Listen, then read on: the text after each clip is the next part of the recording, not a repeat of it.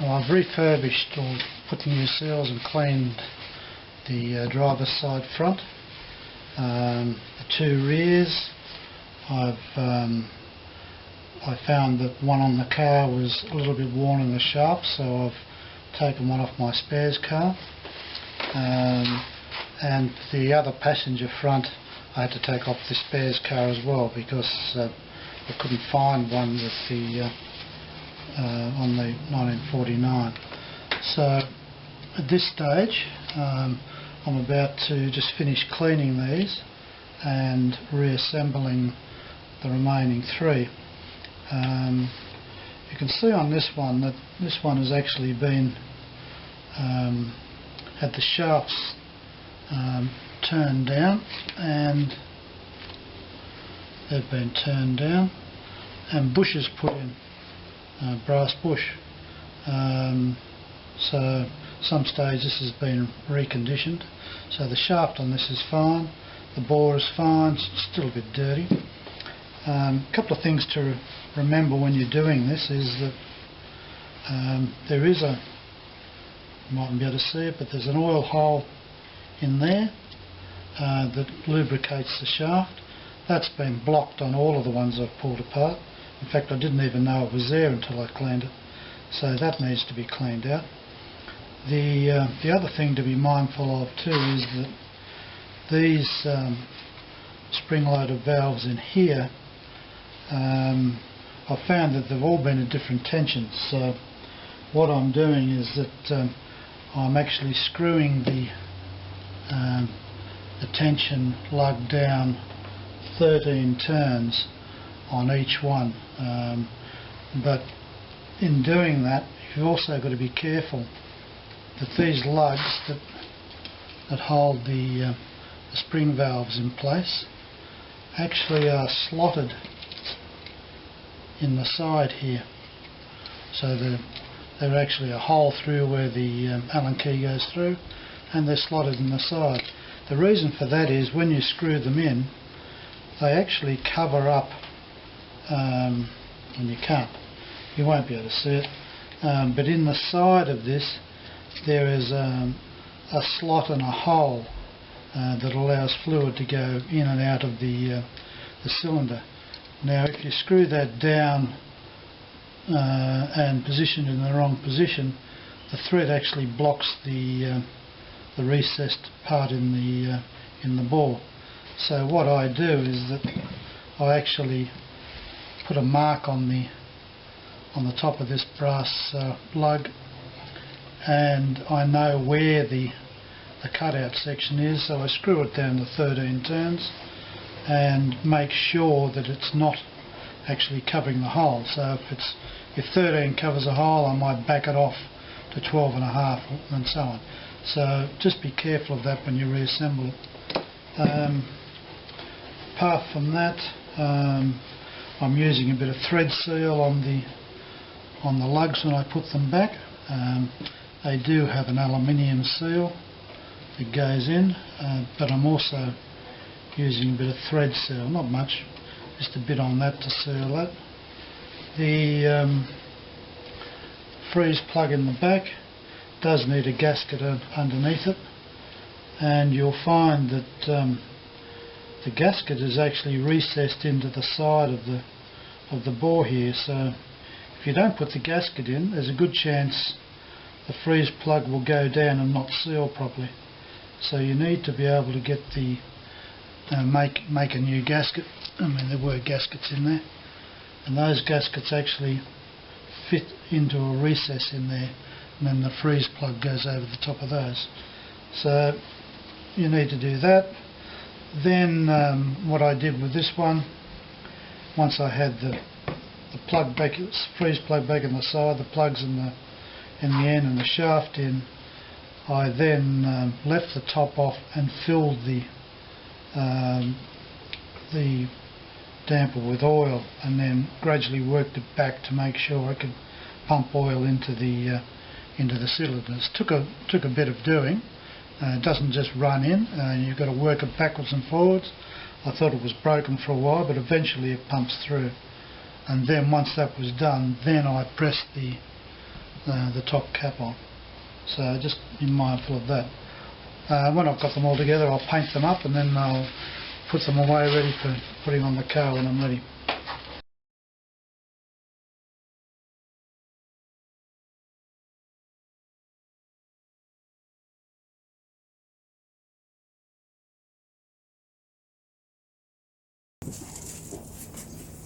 The first thing is to assemble the piston.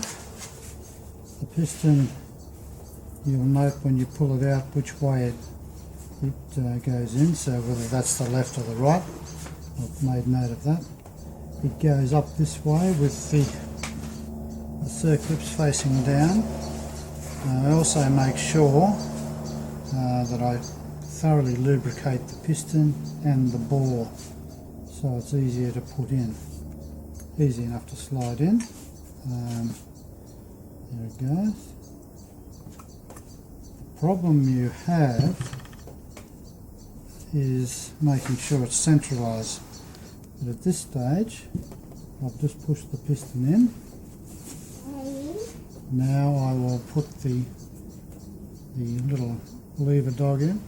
Remember, it's got a little punch mark on one side. The punch mark faces the lever side of the unit, so you just slide that in and push it into the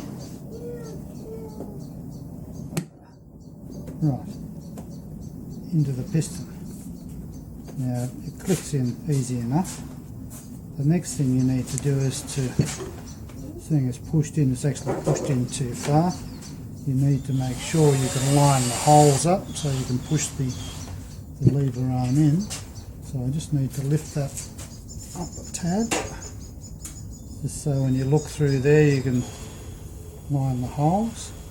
Now also with the spline in the centre of that, and there is a spline in there that the lever arm attaches to. I made sure that was thoroughly lubricated. That helps when you press the lever arm back in. Now the key thing to do now, that punch mark is meant to be central. At the moment it's to one side, which means the piston's to one side. So you need to have that centralised. Now what I found, the best way to get it dead centre is to measure the gap between the piston and the end of the cylinder. If you don't get it centralised when you put the lever arm in, if you can just imagine this going in, if it's not centralised, that means the whole, that piston might be too far this way, and the whole unit's just going to be out of whack. So your piston needs to be central in the bore. To do that, I use a rule and I measure, I slide that down into the bore to touch the piston. At the moment that's about 30 millimetres down into the bore. This one is too far, it's about 34. So I need to slide that back and centralise it. So once you've got it even measurement on both sides, then you can make sure that this lever, the pin is in the central point there, and make sure that the spline is centralised in the hole. So the key is to use the rule in the end of each of the bores. You can actually line that up.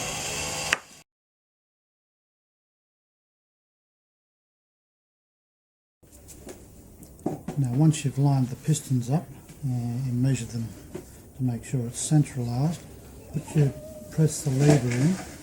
The only warning I give here is that if you've got all of them apart, make sure you put it round the right way.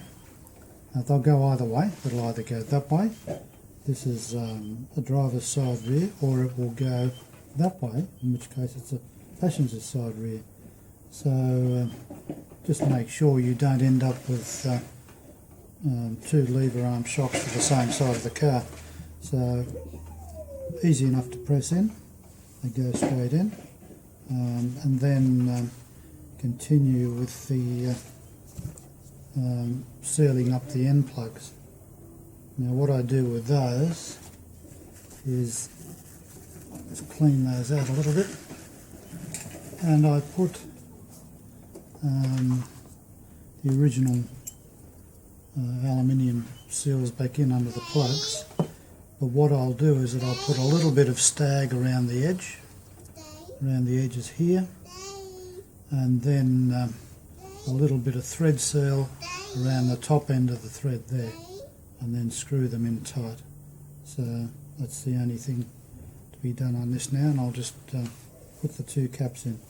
As I say, a little bit of stag around that to provide some sealing, and thread seal around the thread.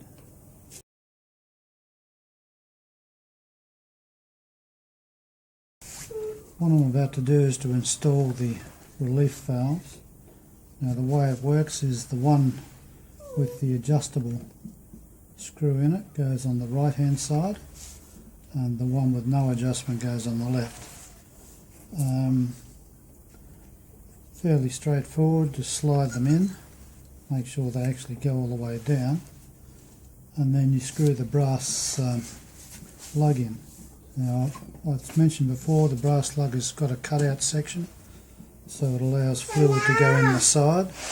So I've marked that so I know which side that is, and I've also decided that I'm setting them all on 13 turns down on the thread. So I just got to get the thread started, wherever that thread is. A little bit hard.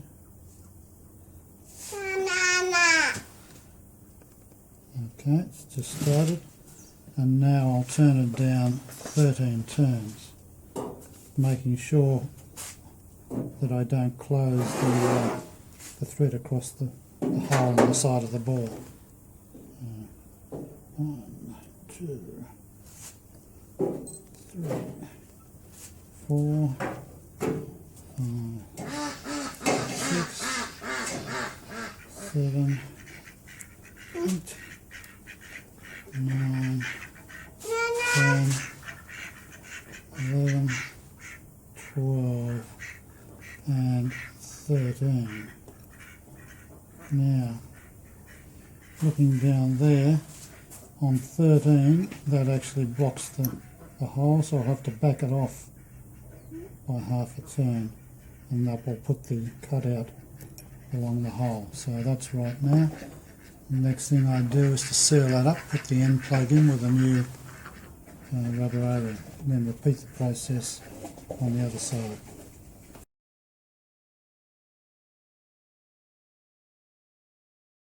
With the freeze plug in the end here, you need to make sure that the lip here is not turned over. It could easily be turned over when you get the old one out, or even when someone's tapped the old one in. So this one had a bit of a burr on the edge. I've removed that. Now I put a little bit of stag around the edges of this, and the edges of this actually go into a slot in the bottom of that channel in there. And then once I've got that in place, then I'll put the freeze plug on top, and I've got a 13/16 socket, which is just about the right size. It fits around the outer edge of that, and then I'll tap that in. Now in tapping this in, you need to make sure it goes in even. It's already started to go in a little bit crooked, so I need to tap it a bit more on this side. Don't tap it too hard, because you're just trying to get it in nice and level, which appears to be going all right now. I've got to get it right down now to seat it on the seal underneath, And then, if I can find my big punch, which I can't find at the moment, the socket just pushes in around the edge. That doesn't actually seal the freeze plug. You've actually got to hit it in the centre. Put it in the centre and give it a tap. A bit more.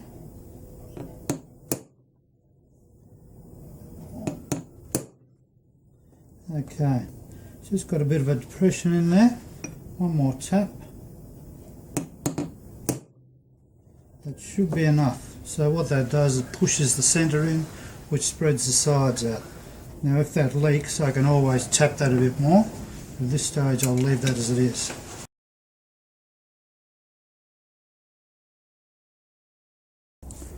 Now these actually have to be primed, and I use just happen to use a Penrite product which is designed for lever arm shocks, but you can use fork oil. First of all, just pour some in until you fill up the cavity above the piston, and you'll notice there are some bubbles as you move it backwards and forwards. This stage there's absolutely no resistance, and it appears as though it's not even working, but you just keep moving the lever backwards and forwards from one extreme to the other until you get the fluid starting to go through into the bore. At the moment it's not in the bore at all, but it will start to go down shortly. Okay, it's starting to, fluid level starting to go down. Still no resistance. Top it up again.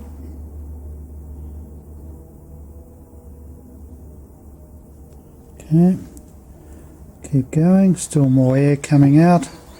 Still no resistance.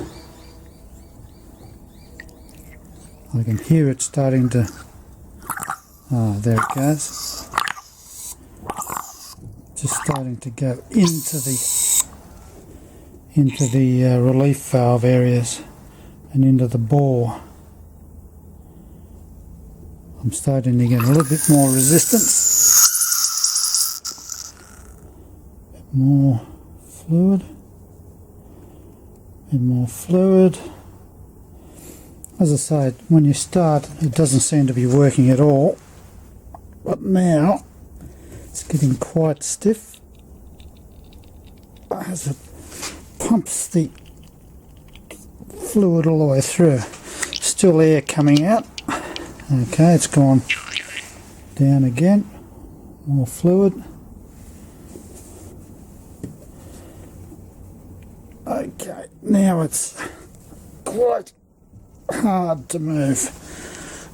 There's still some air bubbles coming up.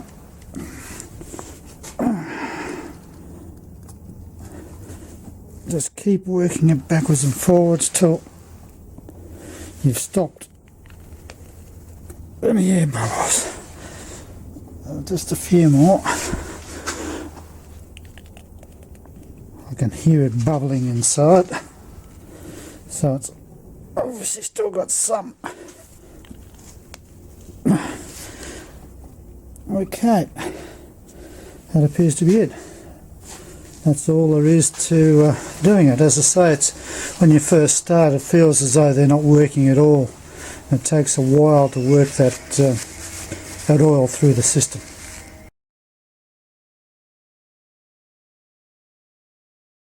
Now this caliper has been primed, and what I'm going to do is just to knock this cap back in the top, place it on the top like that. And I have an old brake piston. I've got many. I always keep these because they're very good in the press, and this one just happens to be the right size to go right round the outer edge of that. If I just gently tap that in, make sure it's going in square, starting to go in.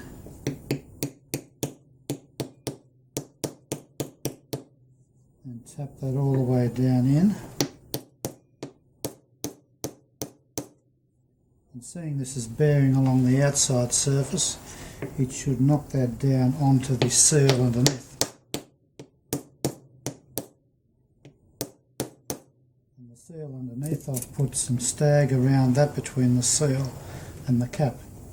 Now that should be fine. I just need to top that up, which I'll do when I've finished all of the others, and then I'll screw the filler screw into the top. And that's finished, apart from painting it up and storing it away.